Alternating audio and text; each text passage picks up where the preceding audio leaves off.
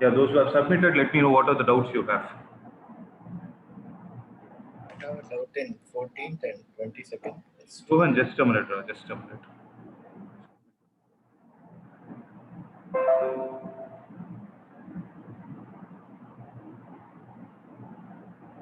Yeah, you can.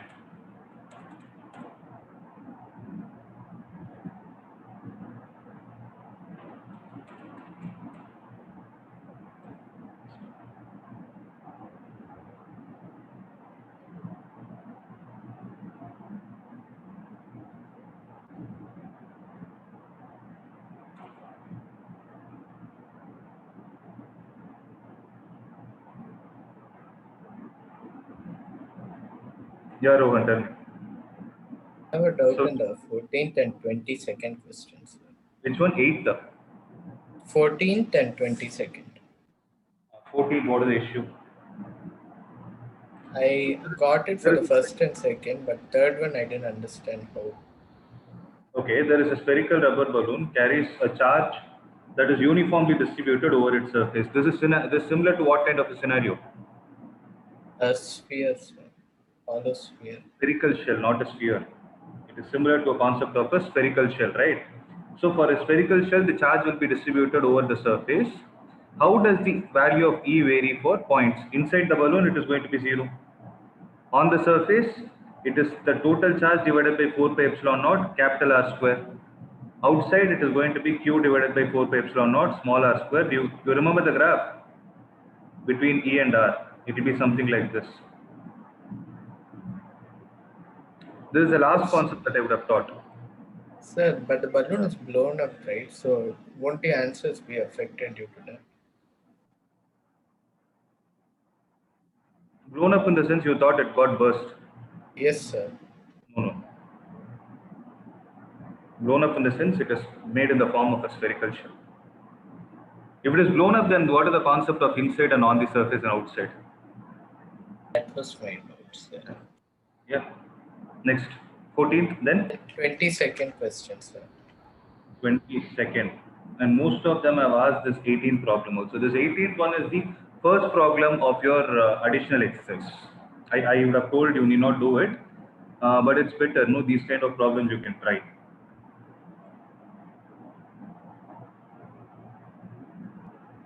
And one more thing, I've checked the assignments, okay?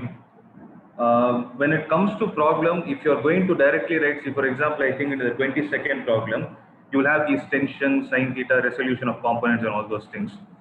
I've seen some papers where they have directly written T sine theta is equal to mg, T cos theta is equal to something else. Without a diagram, if you're going to write, how will I know which is theta and which is T? Right? So when you're solving a problem, if the problem demands a diagram, you need to draw it. So I think Panchami asked for 18th one. Siddesh, you was Yes, Siddesh, are you there? What was it? What were the problem numbers? 18 and 22. 18 and 22. 22. Okay. Oh, same two problems. I think Panchami also asked the same thing. Okay. So there is an oil drop of 12 excess electrons. What does that mean? So you have an oil drop. The oil drop can be assumed to be of spherical in nature. It has a charge of 12 electrons. Means is it negatively charged or positively charged? Excess electrons. Negative. So this is Q, right? Q is equal to 12 into E, charge of an electron, is held stationary under a constant electric field of 2.55 into 10 power 4 volt per meter. Okay, in Millikan's oil drop experiment, that word you can forget. Okay, the density of the oil is given. How much is it given as? It is 1.26 gram per centimeter cube, or it is 1260 kilogram per meter cube. Right? If you need to convert gram per cc, you need to multiply it with 1000. I hope you know this. Right? So estimate the radius of the drop. R is equal to how much? Provided the value of G is 9.81 meter per second square and the charge of the electron is 1.60 into 10 power minus 19. So let's think of one fact logically. This particle is going to have mass. So the weight of the object is going to act in the downward direction. So if this charged particle has to be kept at rest. Okay. Then what should have been the direction of the external electric field? Upwards. Sorry, It should be upwards, sir. it will not be upwards. It will be downwards only because the particle that is present here is a negatively charged particle. So if this mg has to be balanced, you need an electrostatic force to support it, and the electrostatic force for a charged particle will act in the direction opposite to the electric field, provided the particle is negative. Okay, now your work is to write F is equal to mg. What is the value of F? You know the charge of the particle, that is 12 into charge of an electron into, you know what is Fe, right? Q multiplied with E. This is equal to, how do you write the mass in terms of density? Density into volume, 4 by 3 pi r cube into G. So Q value, you know, 12 into 1.6 into 10 power minus 19. What is the value of electric field given, guys? 2.55 into 10 power 4. Remember, volt per meter and Newton per coulomb are the same. Density is given as 1260. 4 by 3 pi is a constant. R is what you need to find into G is 9.8. On solving this, one unknown, one equation. On solving this, you will get the required answer. Okay. I hope it is clear. Yes, sir. Yes, sir. Okay. Next, 22nd, right?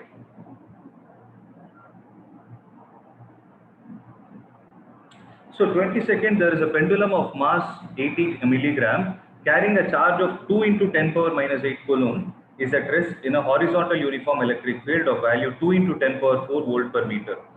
Find the tension in the thread of the pendulum and the angle it makes with the vertical. That's what we need to find. So how do you solve? So this is the one I told. Most of you have, those who have solved, you have done without a diagram. It's impossible to do it without a diagram. Sir, I found a diagram, but there are two unknown variables, theta and t. Okay, nothing much. It's very simple. So there is a pendulum. Okay. In this case, what is happening? The pendulum is not moving under the influence of gravity, rather it is moving under the influence of electric field. And that electric field is the one which is responsible to put the string in a position like this. See, initially the string would have been like this, okay, with the vertical. Now, when you apply the horizontal electric field, the bob would have experienced a force in this direction, due to which it would have come and stopped like this.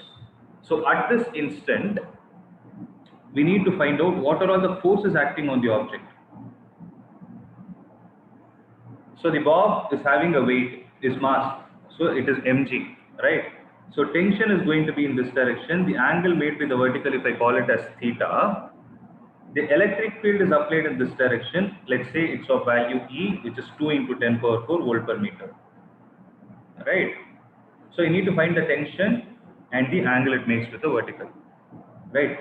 So extend it here. If I take this as theta, then T can be resolved into two components. One is T cos theta and the second is T sin theta. Electric field is in this direction. It has a positive charge. So positive charge will experience a force in the direction of electric field. So this will be Q into E. So T cos theta should be equal to mg and T sin theta should be equal to Q into E. You divide both, tan theta will be equal to QE divided by mg. So Q is known, E is known, M is known, G is known. From here you can find the angle. Once you find the angle, substitute it in any one of the equations, you can find the tension. So that part I hope you guys can do it. Sir, how do you find the angle? Sorry?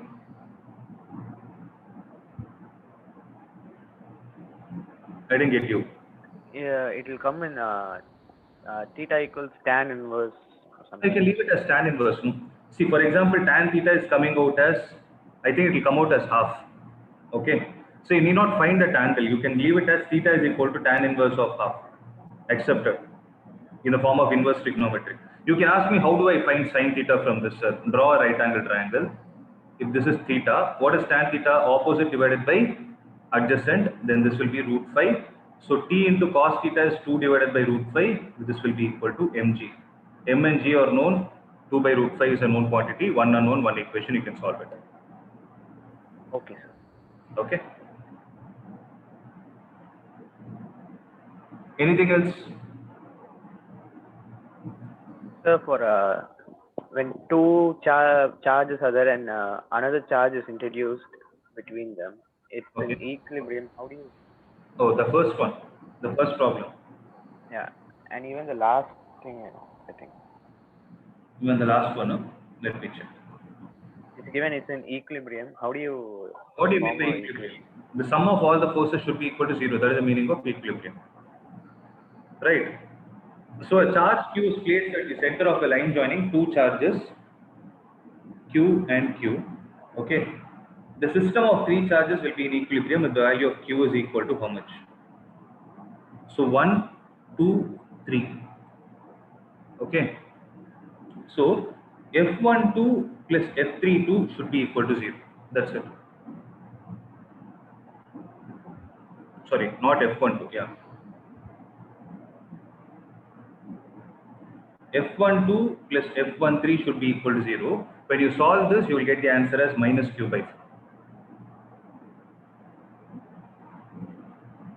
So I hope you understood what is the meaning of equilibrium. The mathematical meaning of equilibrium is the sum of all the forces put together should be equal to 0. That is the meaning of equilibrium.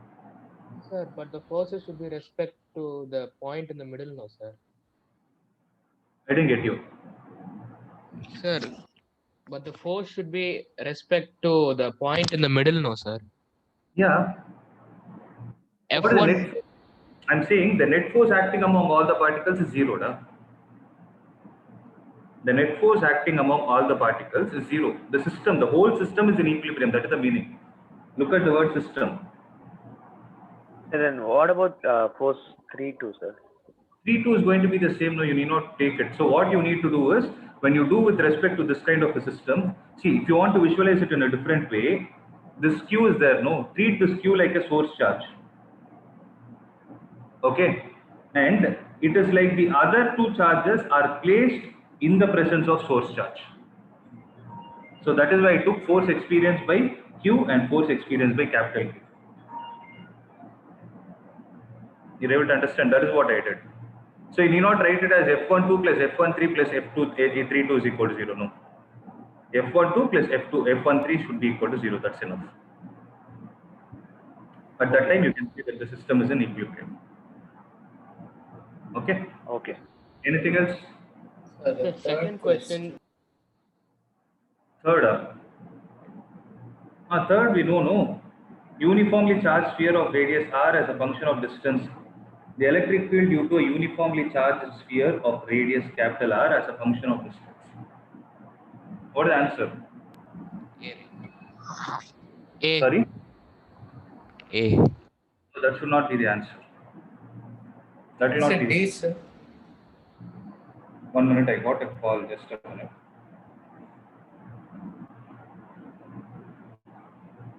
Idra? D, sir. It should be B because I know what mistake you would have done. You guys thought it is uniform spherical shell. That is why you are saying the answer is A. It is not a spherical shell. They told uniformly charged sphere. Sphere is a solid sphere. So solid sphere can hold charge inside also.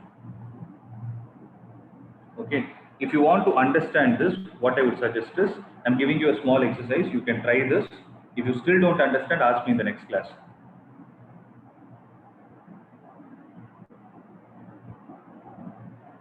So if it's all charges inside, won't it get repelled and move to the end? Like this. Whole charge is inside. It is like this. Something like this. So the answer is B. Answer B is right.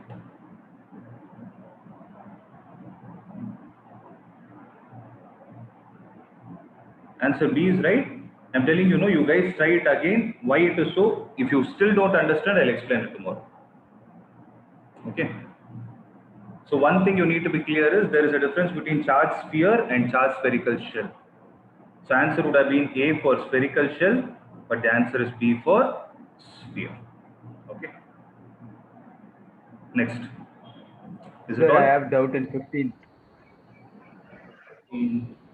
Okay. An electric dipole of length 1 centimeter when placed with its axis making an angle 60 degree with a uniform electric field, experience of torque of 6√3 Newton meter. Calculate the potential energy of this one you can't do it, I'm sorry, this question. You can't calculate the potential energy that I'm going to discuss only in today's class. You can do it only after today's class, okay? Because that is the topic with which you are going to start. Okay, sir. Option B. Sorry. P cos theta only. Sorry? It's P cos theta only. We can use u equal to minus p cos theta. Yeah, minus P cos theta, but how did it come? We have to see, no? I still didn't teach. If you know it, well and good. But officially, I didn't teach. Okay. So we'll go to the next concept of the second chapter.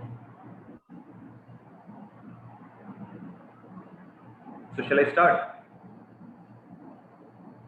Yes. sir. Last concepts that we discussed, we mainly concentrated on two important points. One is electrostatic potential energy, and the next one is electrostatic potential. We saw both, and we did a simple problem based on it also, right? Now what we will do is, we will calculate the electrostatic potential. I'm talking about electrostatic potential due to a dipole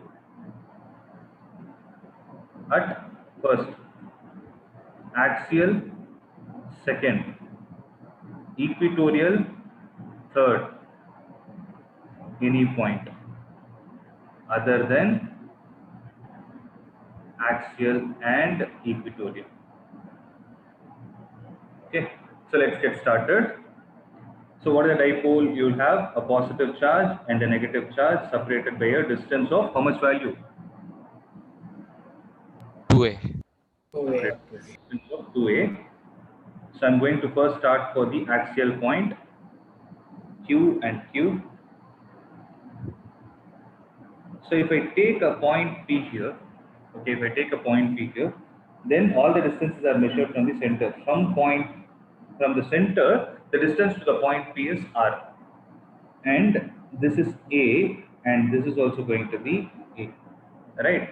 So what is this distance? It will be R minus A, and this distance is going to be R plus A.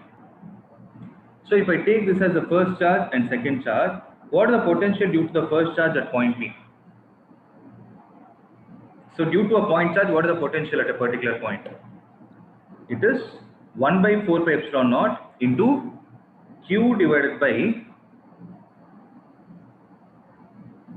completed Q divided by the distance R. Distance. R plus A.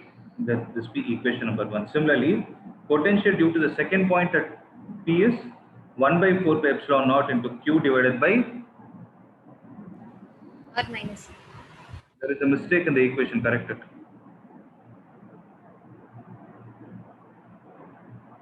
The second equation, there is a mistake. I stressed on that point in the last class. It should be minus q by ra. Right. When you're dealing with scalar quantities, take the sign of the charge into consideration. So the total potential at point P will be equal to the potential due to the first charge at point P plus potential due to the second charge at point P. So what is it going to be? It is 1 divided by 4 pi epsilon naught. Actually, Q itself is common. It will be 1 divided by R plus A minus 1 divided by R minus A. So this will give you Q divided by 4 pi epsilon naught into R minus A minus of R plus A, the whole divided by R square minus A square. Okay. So R and R will get cancelled. Minus A is minus 2A. So minus 2 times AQ divided by 4 pi epsilon naught into, remember R is very much greater than A. What is the approximation we can do? R square minus A square is approximately R square. I hope by now you guys remember this. Right? So the potential at point P is given as minus P divided by 4 pi epsilon naught R square. Here you are getting minus because the point P is close to the negative charge.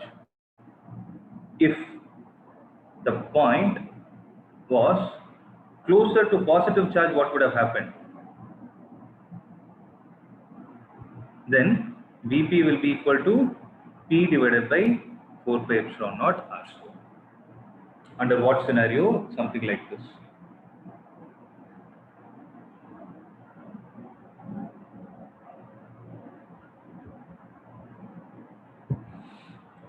Okay.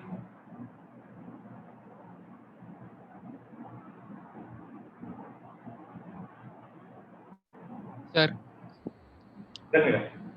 sir, can you repeat, sir, what you just said now?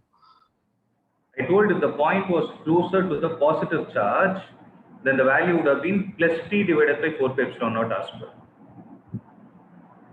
You got a minus sign here because the potential due to the minus sign is dominating. Why? Because it is closer to the negative charge. Observe, no, point P is closer to the negative charge. So if Whereas the test charge was on the other side, the equation will be opposite, sir. equation will be opposite. It will be P divided by 4 pi epsilon naught R square. So can you show the diagram? The top one. This one, huh? Yeah.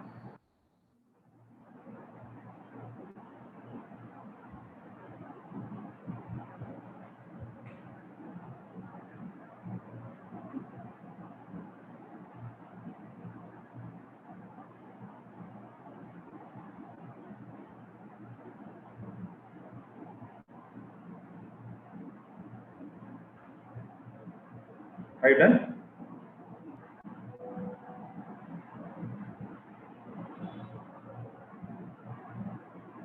Yes. 1 minute. Yeah. Yes, sir. No. So the second case is we need to derive the same expression, that is the expression for electrostatic potential at equatorial point. Anybody who can tell me the answer? Positive, negative. So if I take a point P here, which is at a distance R, if this is Q and this is Q, A and A, if this is point P, Is it then half of the axial thing? half of axial is only for electric field. It will be square root of R square plus A square, no? This distance is also square root of R square plus A square. So first charge, second charge. So what is the potential due to the first charge at point P? It is 1 by 4 pi epsilon naught Q divided by root of R square plus A square. So what is the potential due to the second charge at point P? 1 by 4 pi epsilon naught minus Q divided by root of R square plus A square. So total potential at point P is V1P plus V2P. What will you get?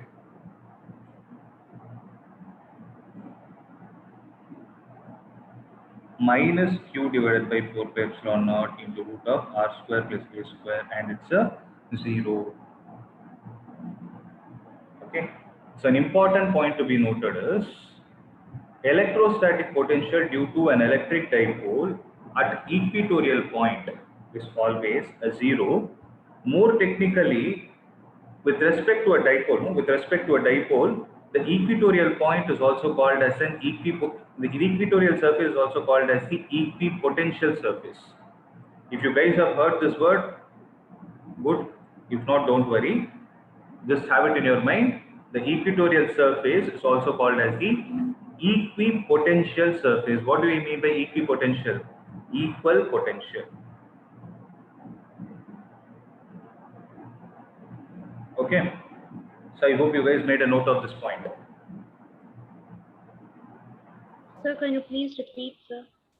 Which one? I told equatorial surface is also called as equipotential surface for an electric dipole. That is subsequent topic only, but in between there is another topic. That is why I told you before itself. It's called equipotential, EQUI potential. Okay. What is the meaning of equipotential surface? How does it behave? How to draw? All those things we will see when we touch the topic. Okay. Shall I move on? Yes, sir. Yes, sir. So the third derivation is for the electrostatic potential at any point. Electrostatic potential due to a dipole at any point other than what? Other than Axial and axial equatorial. or equatorial, because axial is a parallel surface, equatorial is a perpendicular surface. So I am interested to find what is going to be the value at any other point. Okay. So observe this. Okay, I'm just going with the textbook derivation. I don't know how they have taught in your school. There are two ways to derive it, but I'm just going with the NCERT order. Plus and a minus. This is the only case where I'll be taking the dipole perpendicular, vertical like this. Okay. Same center O, this charge is Q and this charge is also Q. If I take a point P here, with respect to the center, let's say this point P is at a distance R, making an angle theta with the axis of the dipole. So theta is the angle made by OP with whom? With axis of dipole. Okay, accepted. Let's say the distance from Q to this point is R1. The distance from minus Q to point P is R2. This distance is still A and this is also still A. Okay. Let me label these points as A and B. Okay. Now, what are all the approximations that we are going to do? So the approximation is R is very much greater than A and R square minus A square is approximated to R square. Never forget this. Okay. Now tell me one thing. What is the potential due to the charge at point A at point B?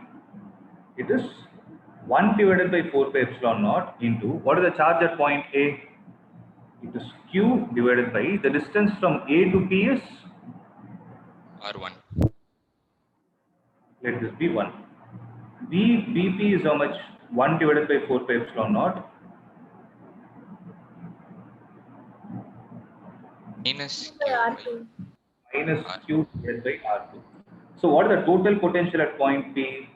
It is 1 divided by 4 pi epsilon naught. Actually, I can write as Q by 4 pi epsilon naught into 1 by R1 minus 1 by R2. Right? So this is the expression that we need to concentrate upon.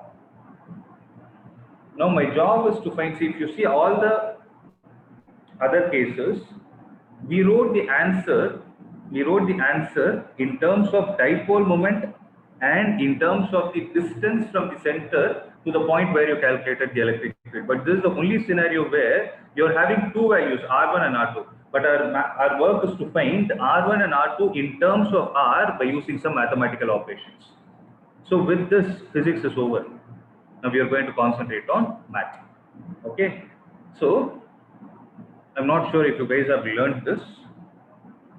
There is something called as properties of triangles. Okay.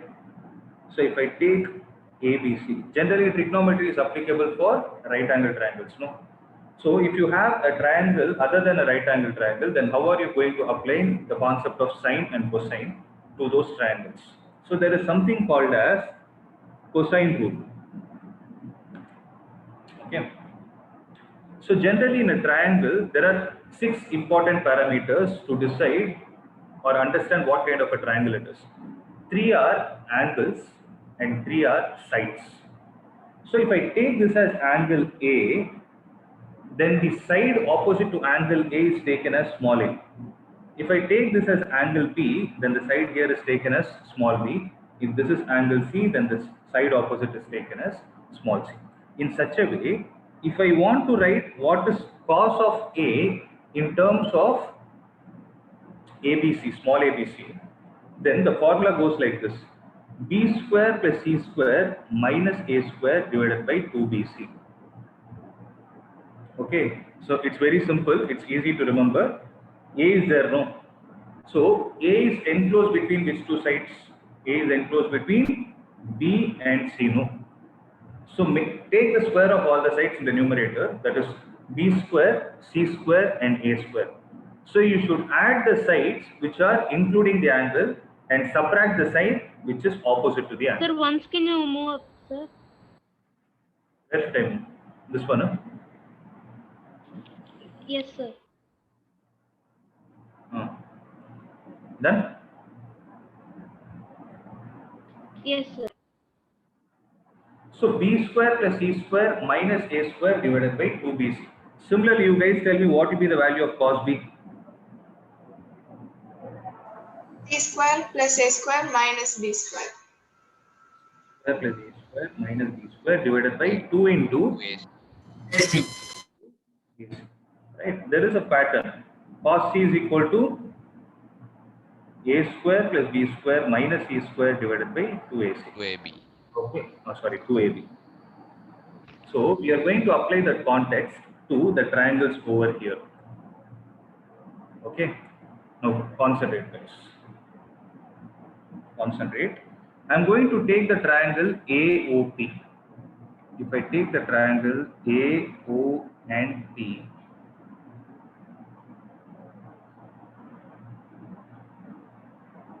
this angle is theta, that is what I've considered, and this side is A, this is R1 and this is R. Okay. Now tell me, what is cos theta?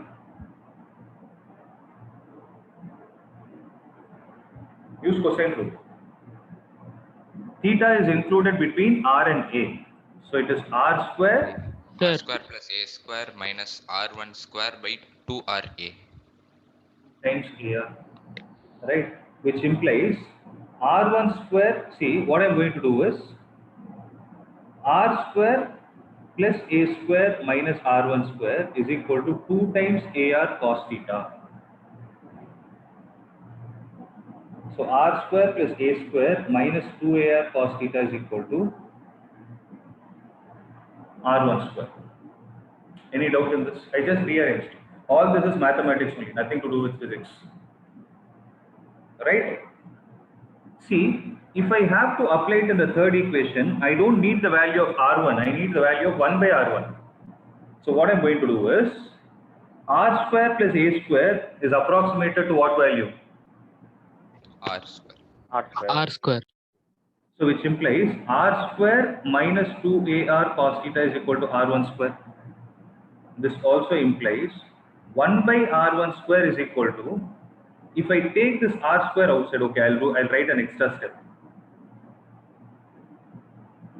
If I take out R square, it is 1 minus 2A divided by R into cos theta. This is equal to R1 square. Okay, which implies what will be the value of 1 by R1 square? It will be 1 by R square into 1 minus 2A cos theta divided by R, the whole power minus 1. Accepted? Yes, sir. Right. Now comes an important point. If I take square root on both the sides, 1 by R1 will be equal to 1 by R into 1 minus 2A cos theta divided by R, the whole power minus half. Okay. Remember this, R is very much greater than A, which implies A by R is very much less than 1. Right. So under this scenario, what you can do is 1 plus x the whole power n is approximated to 1 plus nx if x is very much less than 1. So make a note of this point. 1 plus x the whole power n is written as 1 plus nx if the value of modulus of x is less than or equal to 1. So here, if you observe, a divided by r is very much less than 1. Is it not in the format of 1 plus x the whole power n? So what you are supposed to do is multiply this half with x, that's it, along with its sign.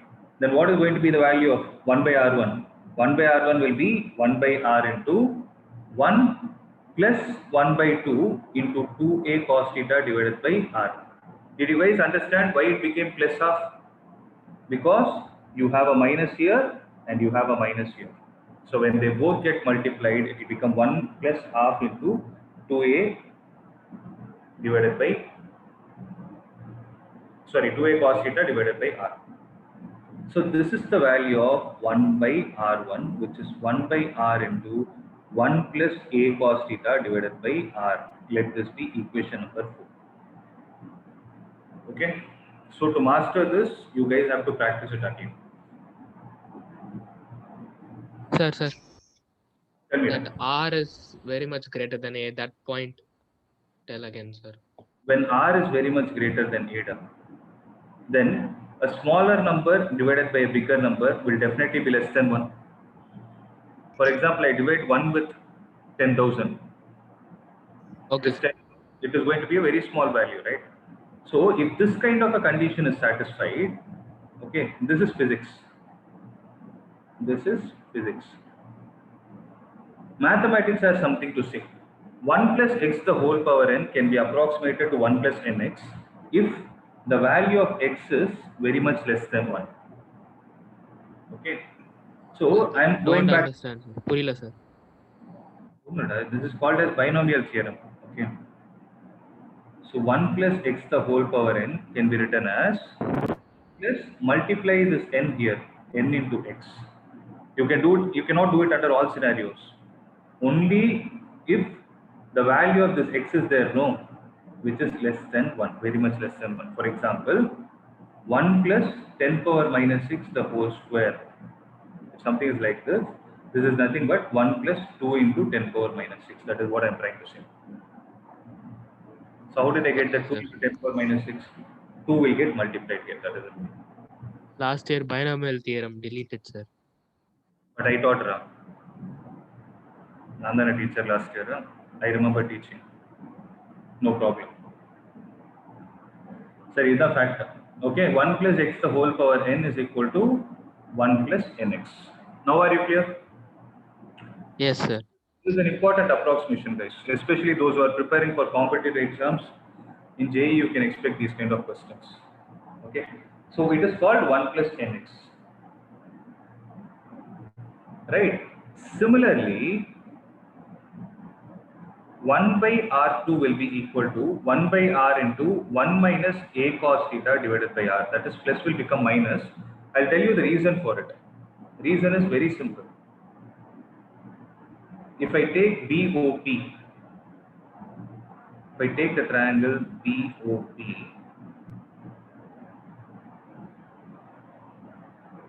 this angle is theta, no? Then how much is this angle? 180 minus theta. 180 minus theta. This is A. If you observe the diagram, this will be R2 and this will be R. Then what you will do is you will apply cos of 180 minus theta is equal to A square plus R2 square minus 2 times, minus how much? R square divided by 2 times A into R2. Okay. So cos 180 minus theta will give you minus cos theta. Since you are following the same procedure again, except this minus cos theta, the procedure is still going to be the same. So what will happen? This plus a cos theta will become minus a cos theta. That is the only difference. So you can directly write this point in your exam.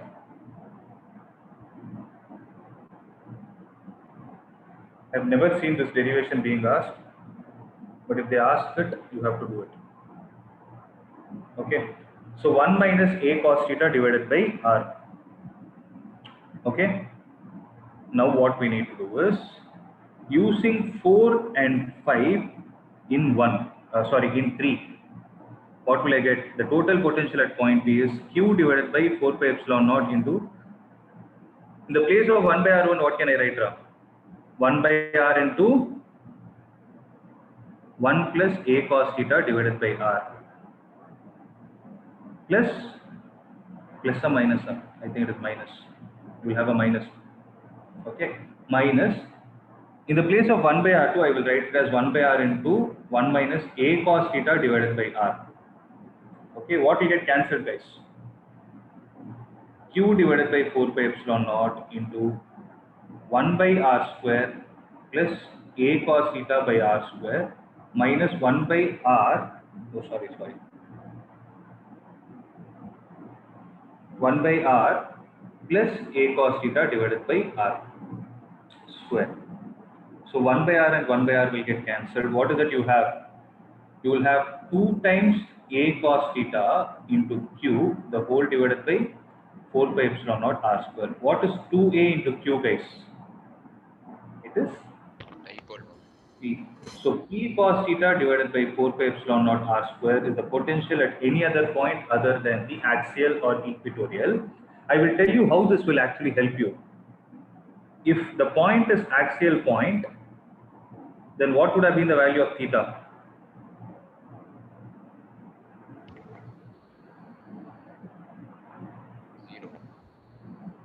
The value of theta would have been either 0 degrees or 180 degrees. When you substitute it, what are you going to get? P cos 0 is 1.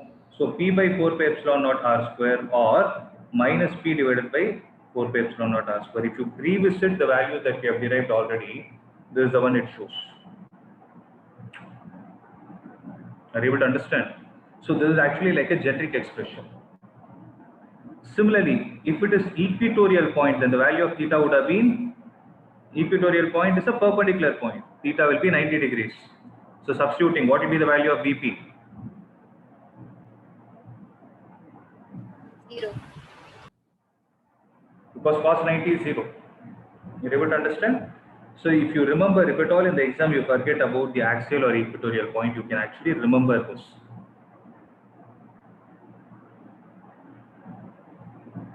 So it is P cos theta divided by 4 pi epsilon naught r square. Am I clear, guys?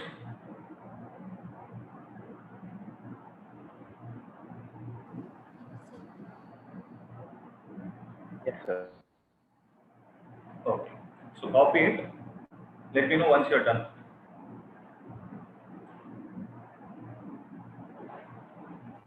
Can you scroll up? Thank you, sir. Enough, huh? Yes, sir. Done, sir.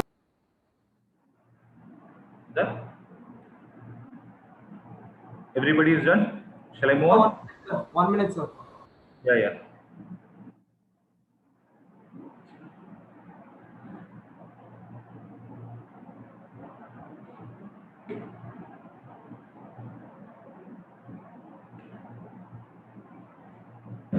See, since this derivation involves a lot of mathematics, I suggest you guys to practice it again. Okay.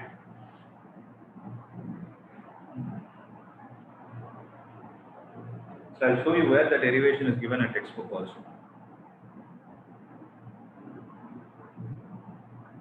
So this is the one I got.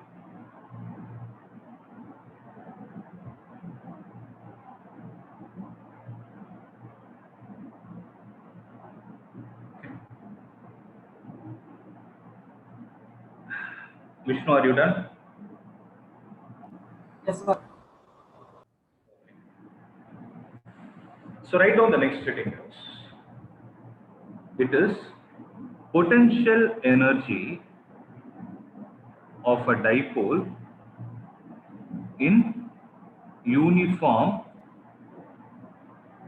electric field. So potential energy of a dipole in uniform electric field. So what does this mean? So again,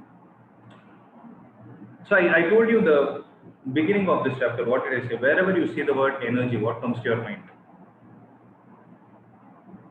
Should always calculate Work done. work done. Work done. So here our job is to calculate the work done. Work done under what scenario? When you have a Dipole in a uniform electric field. So you have a dipole and you have an electric field in which a dipole is placed. Okay, let's say there is a uniform electric field, its value is E. Now, when the dipole is placed in this way, right? So when a dipole is placed in an electric field where the axis of the dipole is making an angle theta with the electric field, then what will happen to the dipole? The dipole starts experiencing something. Torque. Experiencing torque, right? So we know that dipole placed in external electric field experiences torque of how much value? P sin theta. It is going to be P sin theta, right? So here, what is going to happen when a dipole is placed in uniform electric field? It experiences only torque. So we discussed two formulae for work done. What is the formula for work done? Work done is equal to F vector dot S vector, or integral of Ftx from x1 to x2. Right. So this is the formula for work done. When you talk about the force causing a linear displacement, then what will torque cause? If force will cause, my voice broke. Sorry, can you repeat it?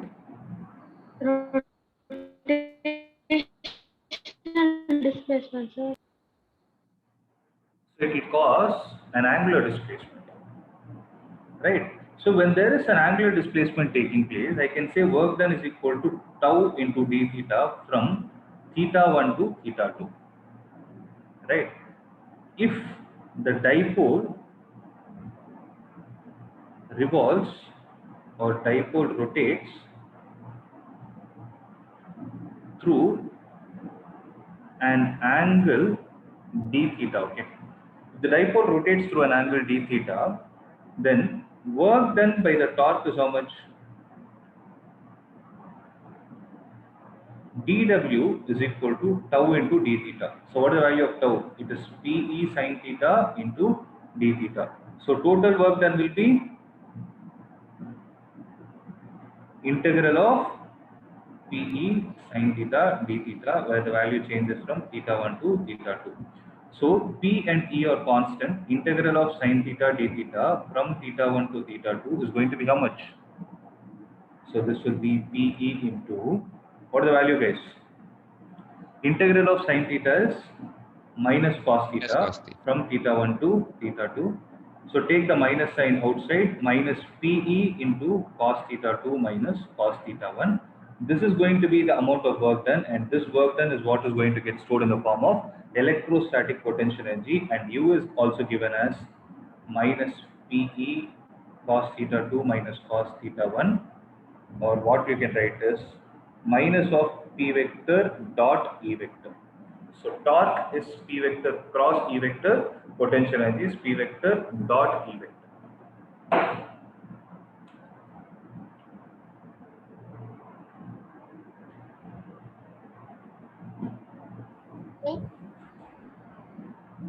Okay. So how did you get the formula work done equals tau d theta, sir? That's the formula. That's the formula. I didn't get it. That's the basic formula. Okay.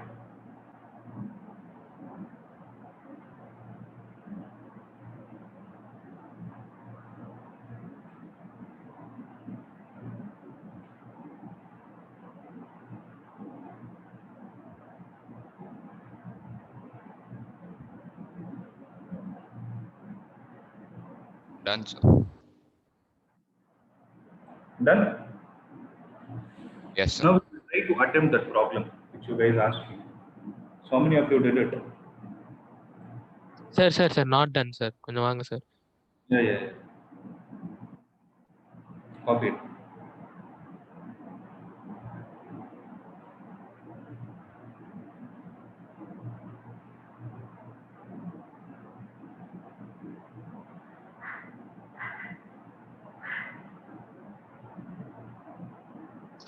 Done, sir. So let's try this problem, guys. Where is it?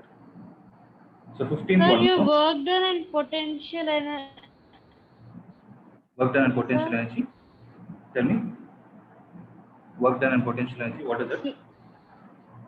Sir, your work. Is there a network issue my side or? I guess my side, sir. Okay. So here does work. Yeah. What are you asking? I didn't get you. Work done and potential energy. Are you So asking? they are mean they- the same here. Yes, sir. Yes, they mean this. They mean in the sense what I told you one thing. No, in science, whatever work you do will get stored in some form of energy. Here, whatever work is being done by the torque on that particular dipole is getting stored in the form of electrostatic potential energy in the dipole itself. That is what I Okay, meant. sir. Thank you. So that is why wherever you see energy, you should always calculate work done only. Okay. Now who can tell me how to solve this problem?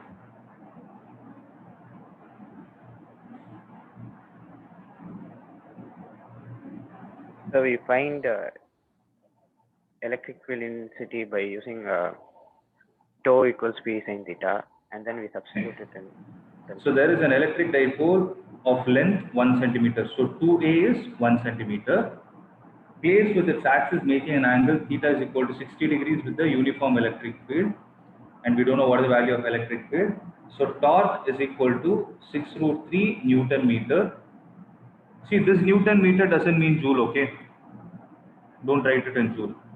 Calculate the potential energy of the dipole if it has a charge of plus or minus 2 into 10 power minus 9 coulomb. U is equal to how much? So it's very simple, no? Torque is equal to what? P sin theta. U is equal to P cos theta. You don't even need to find the electric field. Divide both. U divided by tau is equal to cos theta divided by sin theta, which implies U is equal to how much? Minus P cos theta, no, sir. They asked calculate the potential energy of the dipole, no? The formula is minus P cos theta, no, sir. No, I'm talking about your magnitude, no? Oh, okay. That's the magnitude you need not find. It is 6 times root 3 into cos theta divided by sin theta is going to be cot 60. What is cot 60, guys? Is it not 1 by root 3? Cancel it, answer will be 60. That's it. So in this problem, you need not even find the electric field because the formulae are similar to each other. Clear? So that's the main. So that is all about the electric field due to a dipole. Sorry, electrostatic potential due to a dipole. The next topic that we are going to see is equipotential surfaces. Right? So I'm just going to give you an introduction of what is this equipotential surface. In depth, I'll deal tomorrow. Okay. Then I'll derive an important relation between the electric field and the potential. This is a very, very, very important relation. Okay. So based on this only, the whole concept of capacitors run. So first, let's try to understand what an equipotential surface means. Can someone tell me? You try to break the word. No, equi is derived from equal. Potential means it's a potential. So if you talk about any surface where the potential value is the same, listen to this carefully, okay? If I talk about any surface where the potential is constant or the potential difference is zero, where the potential difference is zero is what is called as an equipotential surface. Write down the definition. Any surface with constant potential, underline constant potential, or zero potential difference,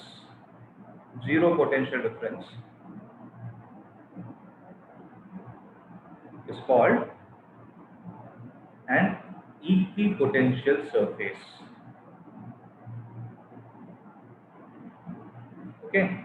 So if I can call that as an equipotential surface, then how is it going to be with respect to different charge distributions? So the heading is equipotential surface. Right. So if I take a positive charge Q here, then what do you think is going to be the shape of the equipotential surface for it? So for a point charge, what is the value of electric potential at a distance r? It is Q divided by 4 pi epsilon naught into r. So from Q, if I take a distance r, if I call this as P, then if I take the same point P here at the same distance r, then can I say the potential at this point P and P dash are the same? Because Q is the same, R is also the same. The value of V is also going to be the same. We are right. Yes.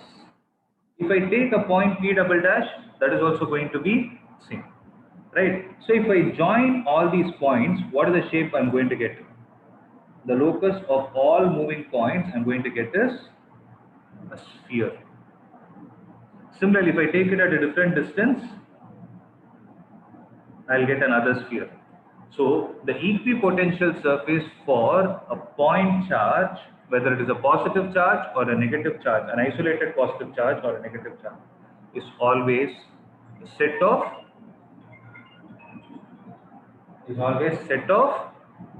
what? Circles.